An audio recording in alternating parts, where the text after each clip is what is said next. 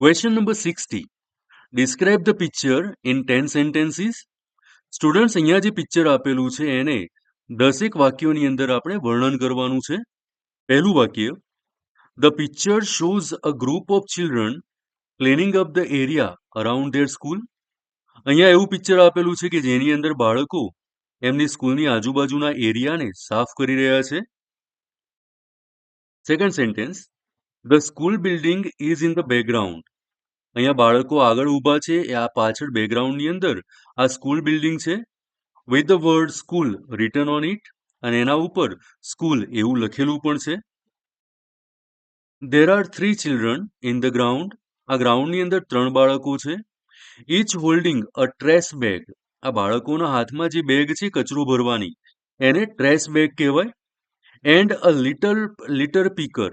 અને બાળકોના હાથમાં જે આ સળીઓ દેખાય છે એને લીટર એટલે કચરો અને પીકર એટલે ઉઠાવનાર, કચરો ઉઠાવવા માટેનું આ સાધન છે એટલે એને લીટર પીકર કહેવાય છે. ફરીથી જોઈ લઈએ. There are 3 children in the ground. ગ્રાઉન્ડની અંદર 3 બાળકો છે. Each holding a trash bag and a litter picker. દરેક બાળકની હાથમાં આવું એક ટ્રેશ બેગ છે, કચરો ભરવા માટેની થેલી છે, અને એમની હાથની અંદર લીટર પીકર છે એટલે કચરો ઉઠાવવા માટેનું સાધન છે.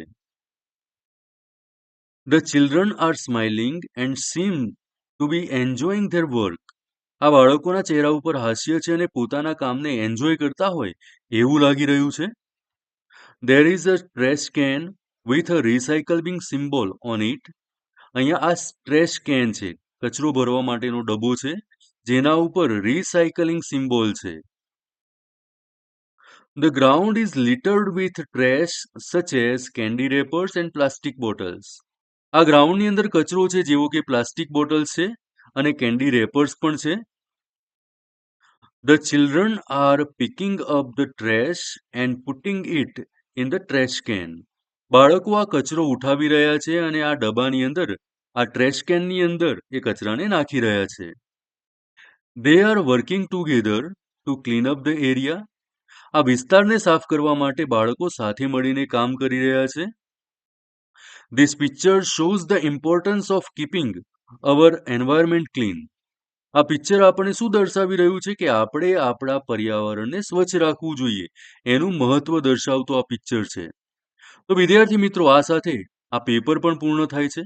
મને આશા છે કે આજનો આ વિડીયો તમારા માટે ઉપયોગી રહેશે. Thank you.